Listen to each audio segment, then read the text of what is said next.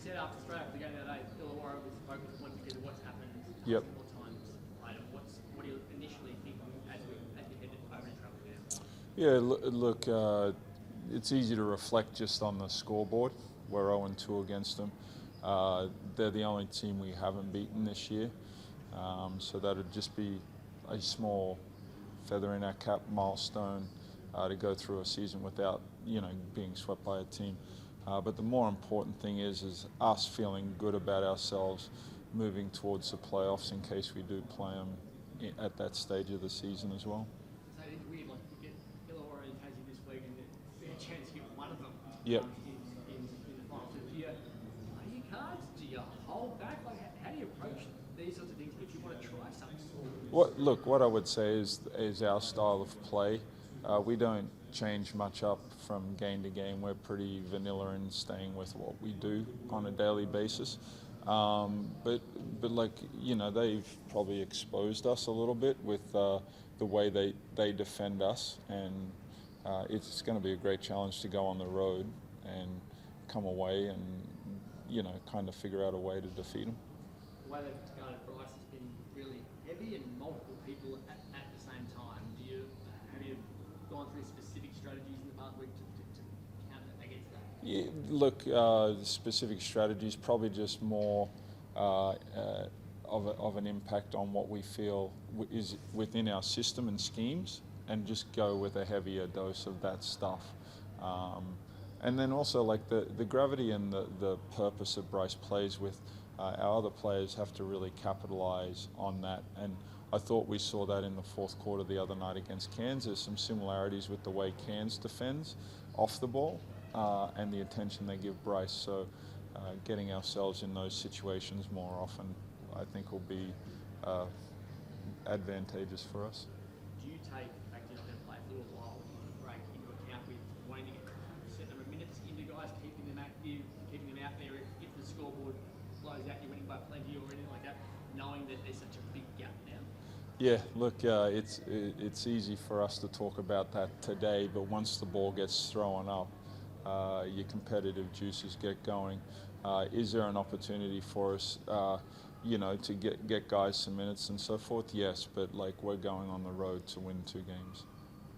So the importance of there's a big gap between now and when you play. So you want to finish with feeling or with thought as well. Is that important from a momentum standpoint, even though it's such a long time to? Yeah, look, the only other part of our season I can reflect on that is in November with the FIBA window.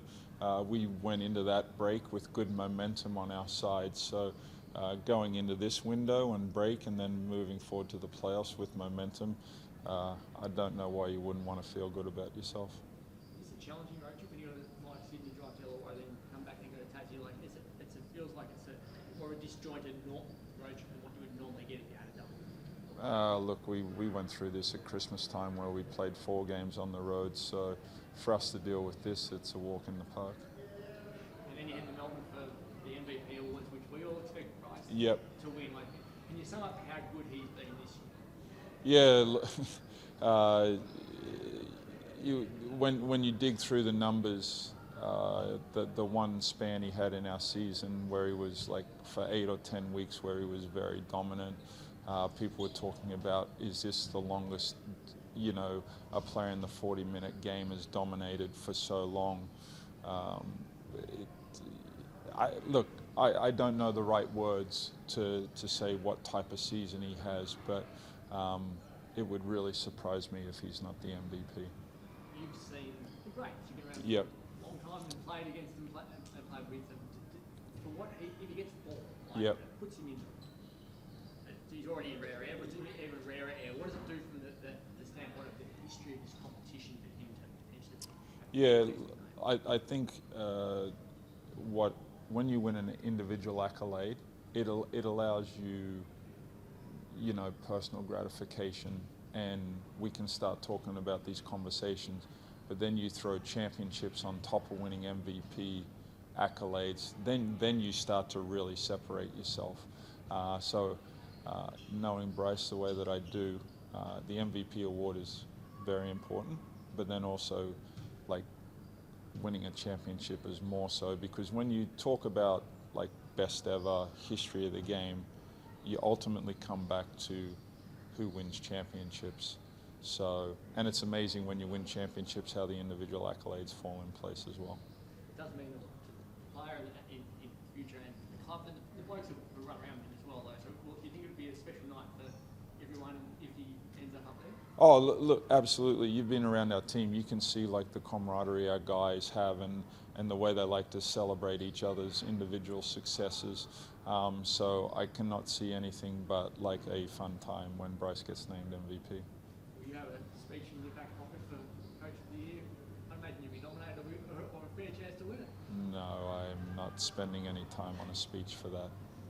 Have you reflected at all upon how well you've done to get this team from 2 and 5 to second on the ladder and work with them? Look, when you reflect from just a pure 2 and 5, yes, but my approach to the season and where we finished,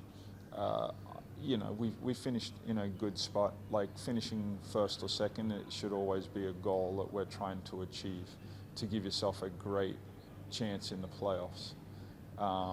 Did I think we were going to be 2 and 5 and navigating the situation? No. So I'm very happy with where we finished, but we still have growth as a team. I still think we can get better.